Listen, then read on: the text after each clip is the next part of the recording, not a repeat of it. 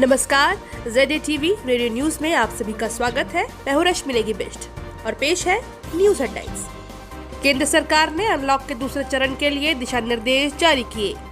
संक्रमण क्षेत्र से बाहर और अधिक छूट की अनुमति दी। मेट्रो रेल सेवा, स्कूल, कॉलेज, सिनेमाघर और जिम बंद रहेंगे।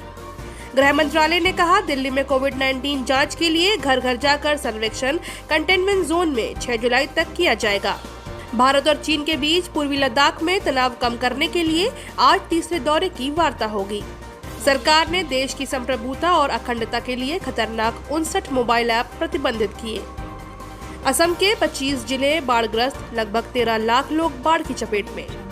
और अब खबर विस्तार से। केंद्र सरकार ने अनलॉक के दूसरे चरण के लिए दिशा निर्देश जारी करते हुए संक्रमण क्षेत्रों में और अधिक छूट की अनुमति दी है। नए दिशा निर्देश 1 जुलाई से प्रभावी होंगे और इनमें कई कार्य चरणबद्ध तरीके से दोबारा शुरू करने की बात कही गई है। इसके अनुसार संक्रमण वाले क्षेत्रों में पूर्णबंदी को 31 जुलाई तक कड़ाई से लागू किया जाएगा। गृह मंत्रालय ने कहा कि ये दिशा निर्देश राज्यों से प्राप्त सुझावों और संबंधित केंद्रीय मंत्रालयों तथा विभागों के साथ परामर्श के बाद तैयार किए गए हैं। इनके अनुसार मेट्रो रेल सेवा, cinema hall, gym, swimming pool, मनोरंजन पार्क, थिएटर, बार, सभागार, असेंबली हॉल और ऐसी अन्य जगह बंद रहेंगी। अधिक भीड़भाड़ वाले अन्य आयोजनों की अनुमति नहीं होगी। मंत्रालय ने कहा कि भविष्य में इन्हें खोलने की स्थिति का आकलन करने के बाद लिया जाएगा। संक्रमण क्षेत्र से बाहर के लोगों में विशेष सभी कार्य किए जा सकेंगे। विद्यालयों, महाविद्यालयों और कोचिंग संस्थानों को जुलाई महीने में भी बंद रखने का निर्णय लिया गया है और अब रात का कर्फ्यू 10 बजे से सुबह 5 बजे तक के लिए लागू होगा। केंद्रीय गृह मंत्रालय ने कहा कि दिल्ली में कोरोना संक्रमण की जांच के लिए घर घर जाकर सर्वेक्षण का काम पहले कंटेनमेंट जोन से 6 जुलाई तक किया जाएगा। दिल्ली में कंटेनमेंट जोन की संख्या बढ़कर 435 हो जाने को देखते हुए यह निर्णय लिया गया है।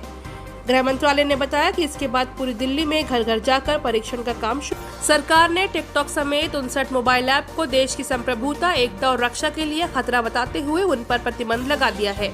इनमें से अधिकतर चीनी मोबाइल ऐप है। सरकार ने जिन ऐप्स पर प्रतिबंध लगाया है उसमें TikTok, share chat, WeChat, MI video call समेत अन्य सम्मिलित हैं। इलेक्ट्रॉनिक्स और सूचना प्रौद्योगिकी मंत्रालय ने विज्ञप्ति में कहा है, यह ऐप देश की संप्रभुता, अखंडता और सुरक्षा के लिए खतरा है। IT मंत्रालय ने कल जारी एक आधिकारिक बयान में कहा कि उसे विभिन्न स्रोतों से कई शिकायतें मिली है, जिनमें एंड्रॉइड और iOS प्लेटफॉर्म पर उपलब्ध कुछ मोबाइल ऐप के दुरुपयोग के बारे में कई रिपोर्ट शामिल है। इन रिपोर्ट में कहा गया है कि ये ऐप उपयोगकर्ताओं के डेटा को चुराकर उन्हें गुप्त तरीके से भारत के बाहर स्थित सर्वर को भेजते हैं। वक्तव्य में कहा गया, भारत की राष्ट्रीय सुरक्षा के प्रति शत्रुता रखने वालों तत्वों द्वारा इन आंकड़ों का संकलन, इनकी जांच पड़ताल और प्रोफाइलिंग अंततः भारत की संप्रभुता और अखंडता पर आघात होता है। यह बहुत अधिक चिंता का विषय है। इसके खिलाफ आपातकालीन उपायों की आवश्यकता है। गृह मंत्रालय के अंतर्गत आने वाले भारतीय साइबर अपराध समन्वय केंद्र ने इन दुर्भावनापूर्ण ऐप्स पर व्यापक प्रतिबंध लगाने की सिफारिश भी की थी। कराची आतंकवादी हमले के बारे में पाकिस्तान के विदेश मंत्री की टिप्पणियों को भारत ने खारिज कर दिया है और उन्हें बेतुका बताया है।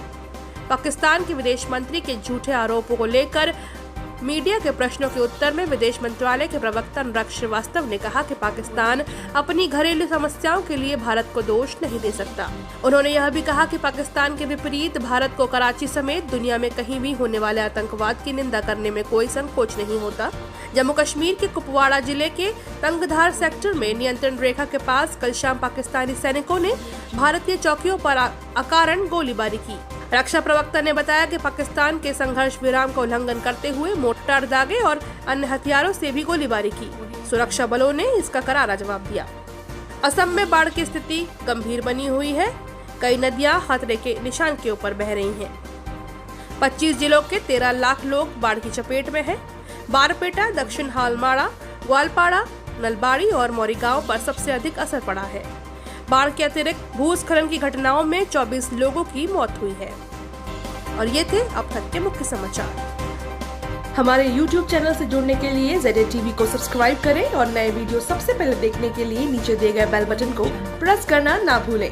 आज का न्यूज सेगमेंट आपको कैसा लगा हमें कमेंट सेक्शन में जरूर बताएं। साथ ही इसे शेयर भी करें और अभी दीजिए मुझे इजाजत। कल होंगे रूबरू इसी समय पे आप सभी के साथ। बाकी और खबरों से जुड़ने के लिए लॉगिन करें हमारी वेबसाइट www.zatvnews.com। नमस्कार।